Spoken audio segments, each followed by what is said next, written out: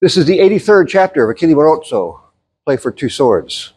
We begin in what is regarded as the usual guard, Lunga alta with the sword in the right hand, and portfolio alta with the sword that's in the left hand. And we're assuming the opponent is in a similar guard. First action is to put my true edge against the false edge side of my opponent, beneath that, slightly shifting forward. The reason for this really is for my safety. I'm about to throw something. If I don't cover that and start to move forward, that could come right at my face. Either one of those, especially even the lower one, it's probably a little bit closer. So I keep that out of my face by just getting my true edge beneath that, slightly shifting forward. And I'm raising my hand and throwing. Now, this appears to be a mandrito, but that's going to turn into a falso imputanto, meaning it's going to turn like so. As it approaches the target on the mandrito line, the hand turns, the sword goes on the tondo line, and the false edge turns toward the target. If I meant to strike with that, the effect would be that I would be digging in my point on the false edge side of my blade into his left temple. That's if I were intending it. But we don't throw first intention attacks like that. The nice thing, the useful thing, I should say, about throwing a falso imputanto in that manner is that it quickly can turn into a second mandrito. The falso imputanto thrown that way with a turn of the wrist, as Anonymous so frequently says, with the turn of the wrist, that becomes a second mandrito. This is to the leg. That all happens on one step.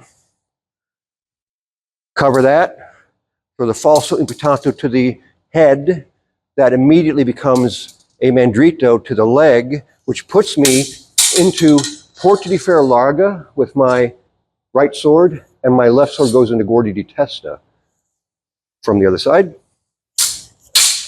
Now, this time you noticed I brought my feet close together. This is a action you're going to want to take because of what follows, the very next step. This, I think there's three places in the Two Swords of Marozzo that he starts that way with that first action. Feet close together, guardia di testa, portfolio larga. And here, what's said next by Marozzo is, if he now attacks you, meaning what I did there was provocation. I didn't throw anything there to wound. That's hardly reasonable to suppose that I would.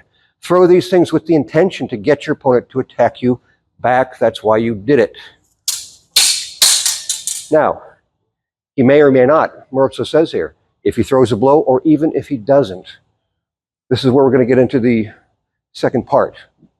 From this guard, and I've constrained that sword, I made this provocation. If I make this provocation here to here, and if he does not attack me, but it's settled back into a guard where he's defending himself with his points at me, the next action of mine is to throw two strikes upon his swords. First a falso with my lower sword, followed by a reverso. The footwork here is I take my front right foot, 4 fingers to my left, as I make a falso and a reverso on that sword. Now, when I do that, I'll also do something else. When I make the falso, I lower my other sword with the first falso because there's another falso followed by a mandrito. It's a little complex. There's a lot you've got to do at once. Starting from the beginning. Here, feet together, 4 fingers, 4 inches up here with a falso, lowering your other sword, rito. You see all that? Falso with a step, lowering your other sword, followed by a reversal, and another immediate falso. That could hit something, and here's a mandrito, with my right leg going behind my left. After I've done that, I pass my left foot behind my right, crossing my swords.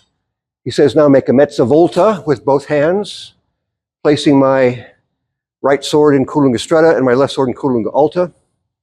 Let's take a look from here. Slow motion. Do this.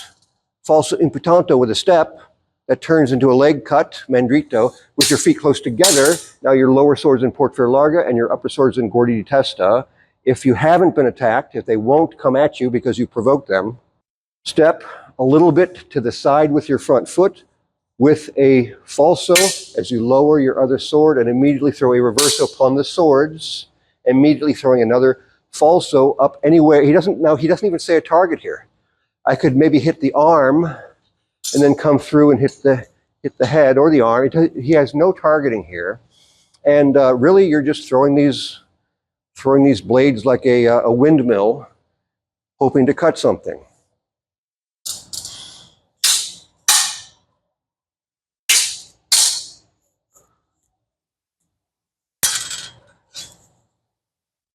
So there's your first part. Now, he hasn't attacked you. With one step, you're going to beat down his sword with 2 strikes. 1, 2. One step, 2 strikes. As you do that, you lower your other because that's coming in and it's coming in fast. He's going to have a hard time dealing with that falso. From here, my left sword will come in very quickly when I beat down his swords. Strike, right there. That's going to blast through and come around again for a strike again. Marozzo didn't say where, but doesn't matter where. Head, arm, it's all going to be good. Now, there's more. Marozzo says here, after I've provoked, that he may attack me, high or low. Now, if it's high, the same falso and reverso. The falso reverso that I made earlier, I make that now. If it's a head strike, falso reverso, falso mandrito.